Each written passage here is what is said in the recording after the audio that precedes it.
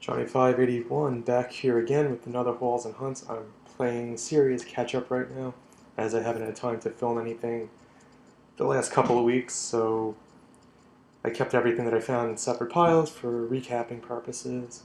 Just start off, this was not a thrift store day, this was some local shops and a porn shop. But what happened was, checked Craigslist and I saw a listing for someone's garage contents being on sale, and they said old Transformers. I figured, alright, it's only a 20-minute ride. Let me go check it out. Maybe I'll find something. I get there. I guess the person with the listing definition of old was a few years ago, because the Transformers were old from the first movie. I was hoping they'd be ones from the 80s or early 90s. Thought I wasted a trip. On the way back, I passed a porn shop and just figured, hey, you know what? I have to justify the trip. I went in and I asked if there's any old games. He said no. No one's really interested in that. It's kind of a wrong statement, but he did have some GameCube games laying around. He said that he bought them a year ago. They were taking up space in the counter, and he just put them in a bag and put them somewhere. He dug up the bag. I looked through them. For only $4 each, I think I did pretty good. Got Phantasy Star Online, not Online Plus, but still it's episode 1 and 2.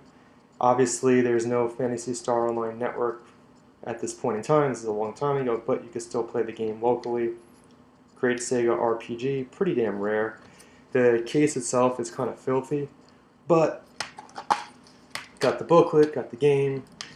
Guess that was for the original network. I could always replace the case with another GameCube, but still, the game was in great shape. Just some crap over here. For $4, I don't think you can beat that. It's probably one of the rarest GameCube games for various reasons.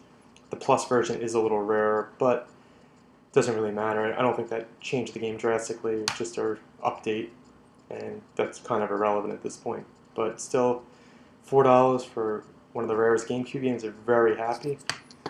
And I also found Beyond Good and Evil by Ubisoft. Never played the game, always heard good things about it. Visually, it looks amazing. I do want to try this. It seems like one of the more mature GameCube games that people neglect, because again, like the N64, I think GameCube's a very, very underrated system. There were a ton of great games on here that people don't appreciate as much as they should have. So in the same porn shop, $2, I mean, two $4 GameCube games that are not the easiest to come by. Pretty cool. I was happy. After that, I was passing one of the local stores, and I figured, I'm already over here, let me just go on in. And I never really checked the PS1 area, but I'm glad I did. Some people might say $9 is a lot for a used game. There's no shipping, tax isn't that bad up here, so $9, and I was already there. Cannot beat it. The original Resident Evil and the original pressing, this came out, I think, around March of '96 in America. PlayStation came out in the fall of '95, so it's one of the early PS1 games, and as you can see, it's in the original style PlayStation cases, which you don't see too often anymore. And I thought they were kind of cool, even though they were clunky, but they try to make them like the way Saturn and Sega CD were. This didn't last too long, and pretty soon all these games were put out in regular jewel cases when the second or third batch was made. And from that point on, all the PS1 games were in standard CD-sized jewel cases. I like this. The artwork's a little different. It has a good classic look. It's an old Capcom game. I probably won't play it because I have cleaner and better versions, such as that on the GameCube. So, opening it up, got the foam pad, which these games had to keep, like, I don't know, it's just one of those, I guess it's a design flaw, but it was necessary at the same time. Without the foam pad here, things get wobbly. I had the booklet, which is interesting because, again, it's a tall booklet, and the PS games that came out after were just in the regular jewel cases, but not bad. I was very happy for $9. And what's funny is the guy, when I went to the cash register, he said, this literally just was put on the shelf 4 minutes ago, so I happened to get there. You got the black back and some more artwork, which I always like. So that was perfect timing, and it shows one of those type of stores where you never know, you just have to go and see what happens. I also found it was definitely a Capcom day for $9. A perfect condition PlayStation 1 X-Men Children of the Atom. It's pretty much Street Fighter with X-Men, a great game, a lot of fun, and Again, this was just put on the shelf. Somebody must have traded back some good games. I wonder if I missed any, but can't go wrong. I know this usually is like a $30 game. Got the black back. It's a Capcom fighting game. Those are always in demand. So this was a lot of fun. Glad I came across it. You don't see these too often.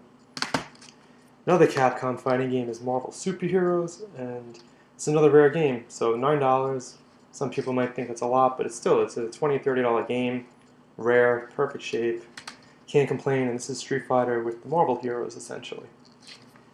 And this led to many other Capcom Marvel games. Thankfully, it took them a while that Marvel Capcom 3 came out. Then I shot at Thanos. Black back on the disc.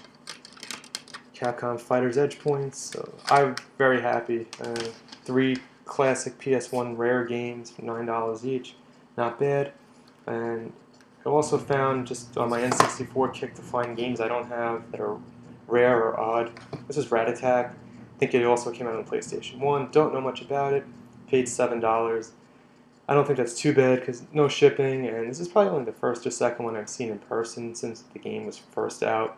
So it doesn't come around too often. Clean, very, very clean. No writing, no extra stickers. Can't complain. Another one, Road Rash 64, which isn't too easy to come by, surprisingly, because there were a few Road Rash games in the 90s, but Road Rash 64, for whatever reason, isn't that common. It's a THQ game. Nice clean black cartridge, except for right there. I mean, the store stickers come right off. I just haven't taken them off yet, but you could see there was some damage on the actual N64 sticker. Not too bad. I don't mind that too much. What I do mind is when people scribble up top or on the sides or put stickers, or when Blockbuster Video had their wraparound plastic. Not too bad, though. So, I think I did pretty good, and hope you enjoyed some retro video game recapping. Thank you.